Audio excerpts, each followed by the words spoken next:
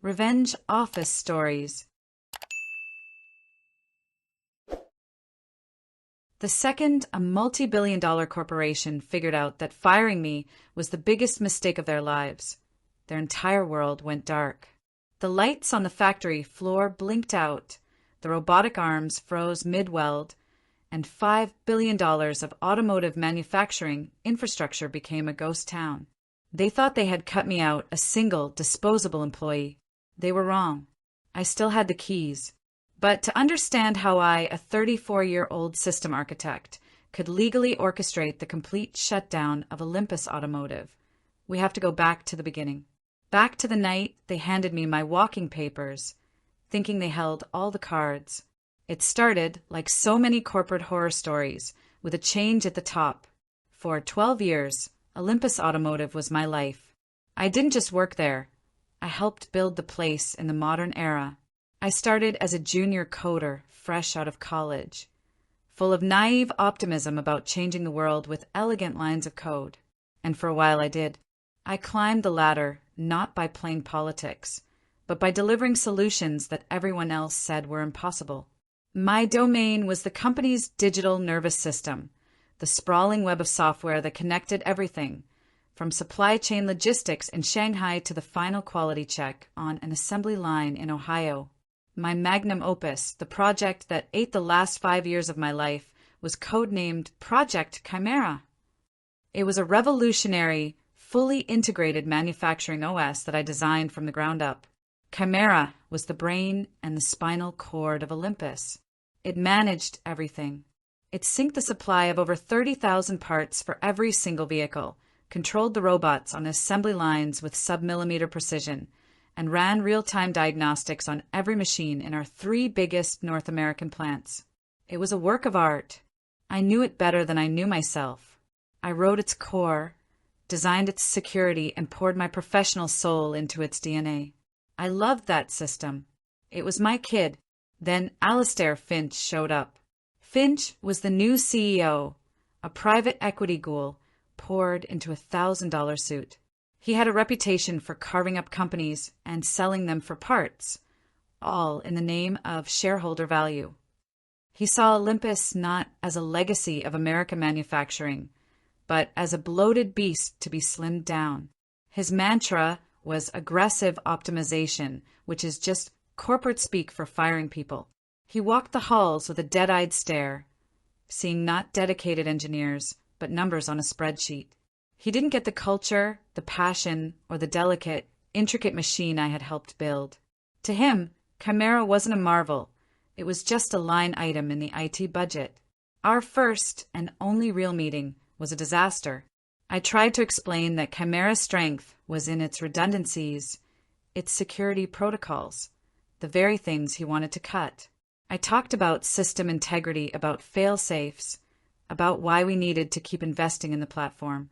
He just stared at me, a smug little smirk on his face. He cut me off mid-sentence.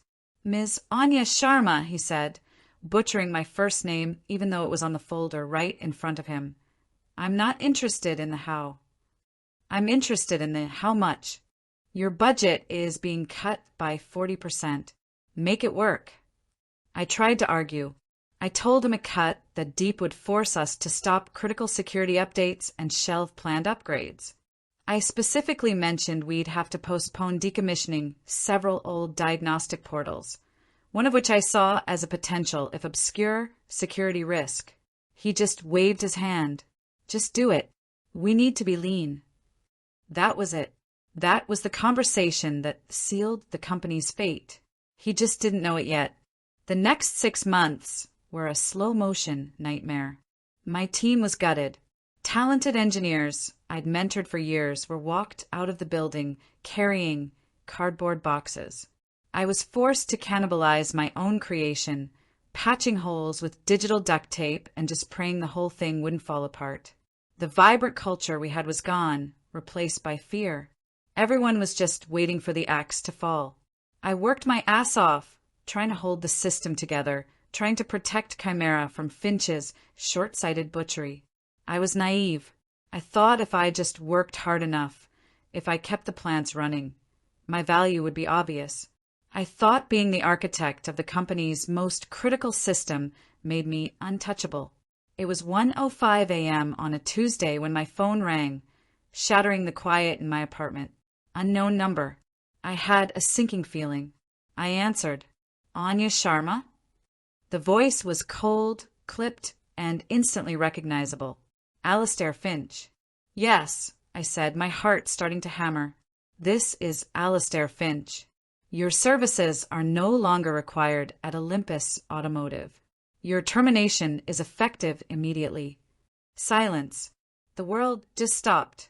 I could hear my refrigerator humming. I'd been fired. Over the phone. After midnight. After 12 years. Why? I managed to whisper.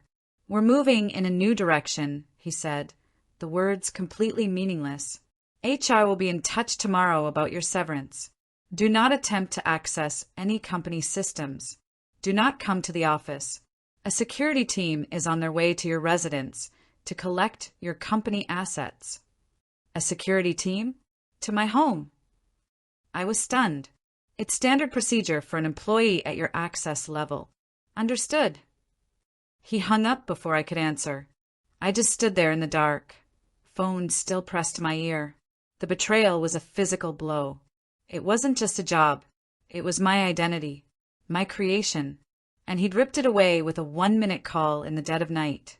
25 minutes later, just like he promised, there was a harsh knock on my door. 2 grim-faced guys in black jackets, the kind of rent-a-cops who enjoy their power a little too much. They weren't rude, but they were firm, and their presence in my home felt like a violation. They took my work laptop, my company phone, and my ID badge. And they took one more thing, my hardware token. A small, unassuming USB key. My system architect key. As one of them placed it into a sealed evidence bag, he made eye contact. He saw nothing. Just another fired employee. He had no idea he was bagging the detonator. As they left, a cold, quiet rage started to burn away the shock. A feeling I'd never had before. It was pure, crystal clear, and totally focused. Finch hadn't just fired me. He'd humiliated me. He'd treated me like a criminal after I gave him my life's work. He thought he could just throw me away, that he'd taken all my power when he took my badge and laptop. But he forgot something. I didn't just use the system. I built it. I knew its secrets. I knew its flaws. I knew where all the bodies were buried because I was the one who dug the graves.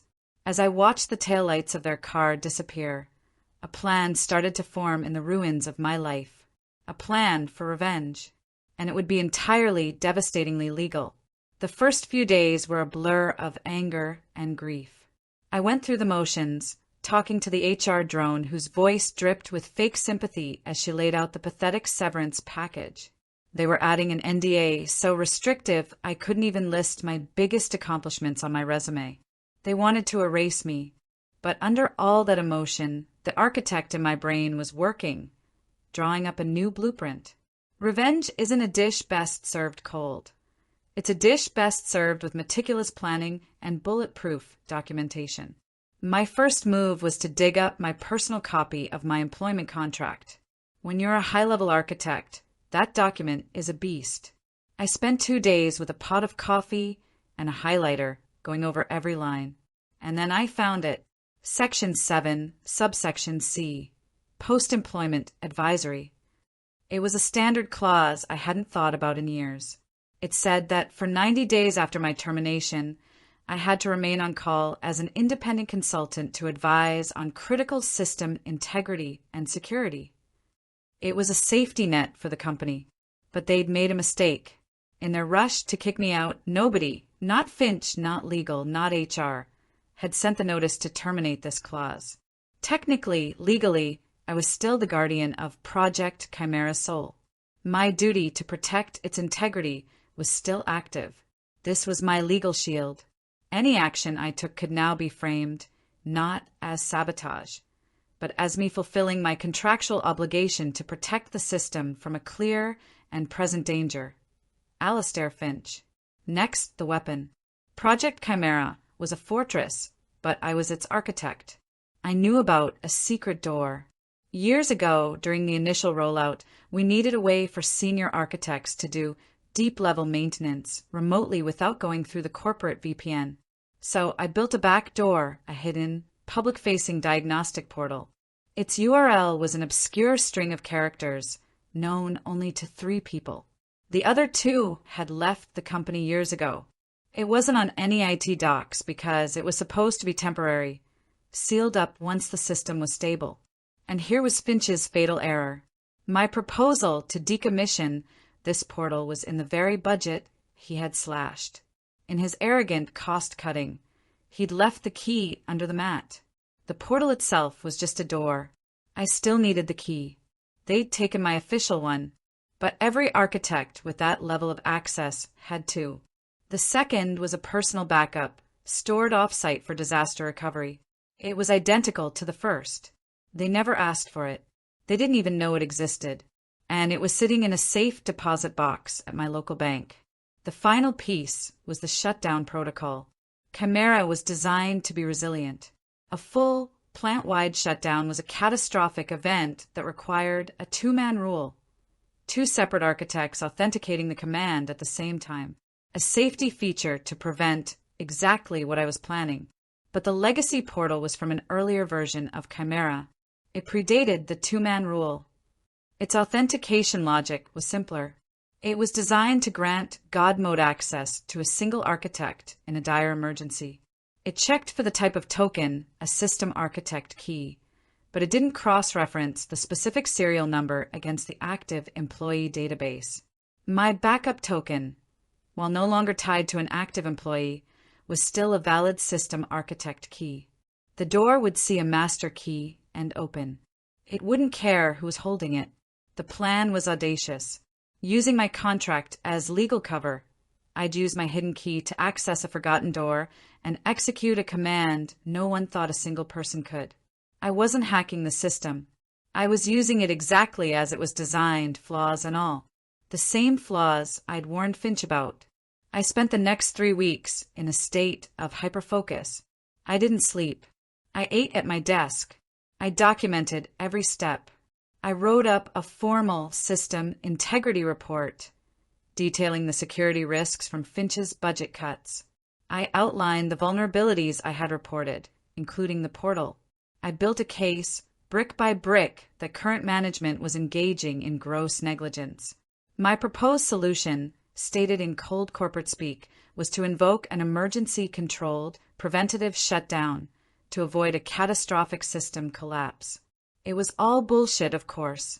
A beautiful, meticulously crafted mountain of bullshit. But it was legally sound. I was no longer a vengeful ex-employee. I was a concerned consultant protecting company assets. I was weaponizing the very bureaucracy they used to discard me. The night I decided to act, I was strangely calm. I'd rehearsed it 100 times in my head. I got the backup token from my bank. I set up a clean laptop, routing my connection through multiple encrypted nodes. Overkill, maybe, but I'm a professional. At 1:05 a.m., exactly 4 weeks to the minute since Finch fired me, I sat at my desk, took a deep breath, and typed the long, forgotten URL. The login screen appeared. Stark. Simple. It asked for one thing: authentication via hardware key. I plugged the USB token into the laptop. My finger hovered over the enter key. This was the point of no return. I thought of my team, the years of work, the dismissive look on Finch's face. I thought of the humiliation, and I pressed enter. Access granted. A simple, text-based menu appeared. The deep-level command line interface for Project Chimera, the system's raw, unfiltered core. No graphics, no safety warnings, no "are you sure" prompts. This was the place where gods could move mountains or, in my case, turn them off. My targets were the 3 largest, most valuable plants: Ohio Assembly, Michigan Powertrain, and the Tennessee Stamping Plant. Together, they were the heart of Olympus's North American operations, a combined asset value of over $5 billion. I navigated to the master control directory. The command was simple, elegant, and terrifying: execute shutdown.sequence. plant.id, protocol equals catastrophic. I started with Ohio. I typed in the plant's ID. My heart was pounding. My hands were slick with sweat, but my fingers were steady. I hit enter. The command flew. In a server room in Ohio, a single packet of data arrived. The system's core logic authenticated it. The command was valid. The protocol began. Across 1 million square feet, the symphony of manufacturing fell silent. Robotic arms, lifting car, chassis froze midair. Miles of conveyor belts ground to a halt. The deafening roar of stamping presses was replaced by an eerie silence. On the control room monitors, thousands of green operational lights flipped to a stark, blood-red system offline. Manual override. One down.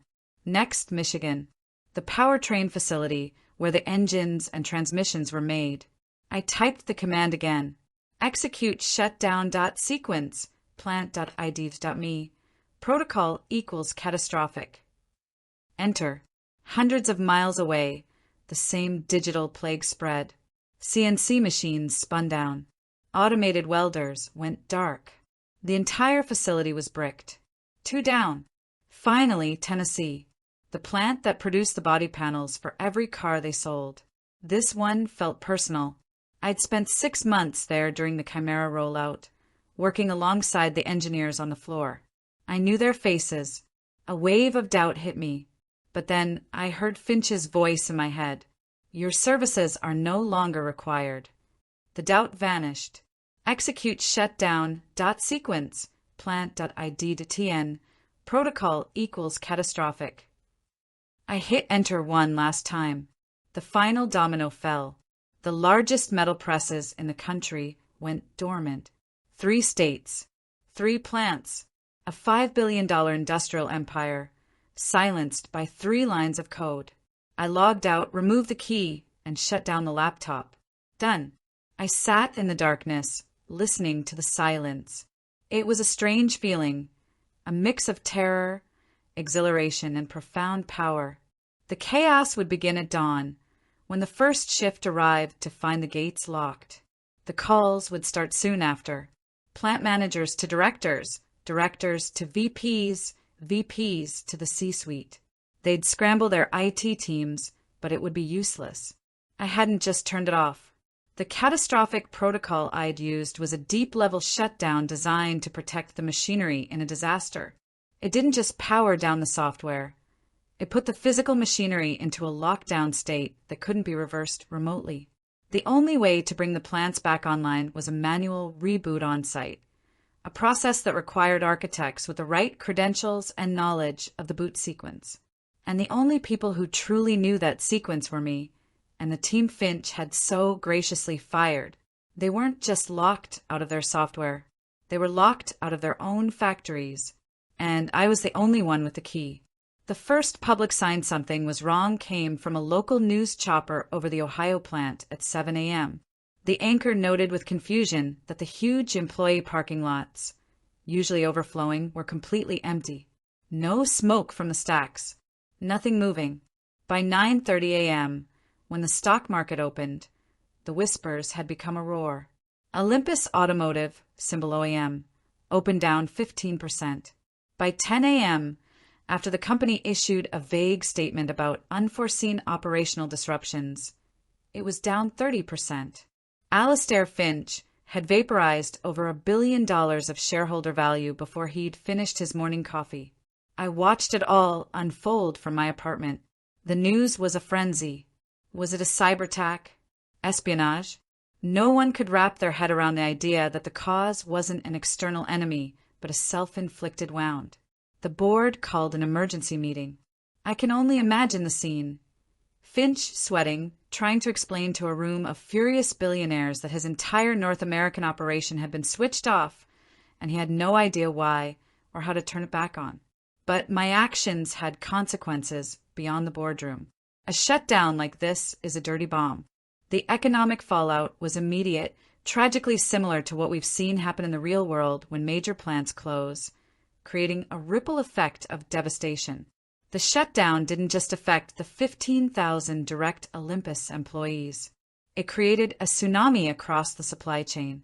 Small, family-owned machine shops suddenly had no orders. Trucking companies saw their contracts vanish. The shockwave was projected to impact up to 50,000 jobs across the Midwest and South. The lost wages would rip a hole in local economies, decimating tax revenues for schools and public services. This was the real human cost, a cost that foolish corporate policies had already made a looming threat for years. Finch's greed and my revenge were just the final push off a cliff they were already speeding towards. 2 days into the shutdown, my phone rang. Unknown number. I answered. The voice belonged to the company's general counsel. "Anya," she said, skipping the pleasantries. "We know it was you." I stayed quiet. "The board has authorized me to offer you a deal," she continued. "Come back. Name your price. Just turn the plants back on." "I'm afraid I can't do that," I said calmly. "As I'm no longer an employee, I have no authority to access your systems." "Don't play games," she snapped, her composure cracking. "We'll sue you into oblivion. We'll press federal charges. You'll spend the rest of your life in prison." "On what grounds?" I asked. "I haven't hacked anything. I haven't broken any laws. In fact, I was acting according to Section 7, subsection C of my contract, which you never terminated.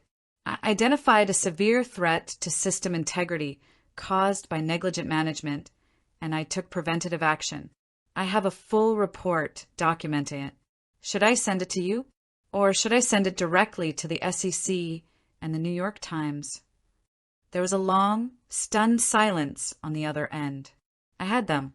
A public lawsuit would mean revealing their multi-billion-dollar operation was vulnerable to one disgruntled employee. It would mean admitting their star CEO was so incompetent he'd been warned about the exact vulnerability and ignored it. The stock would be wiped out.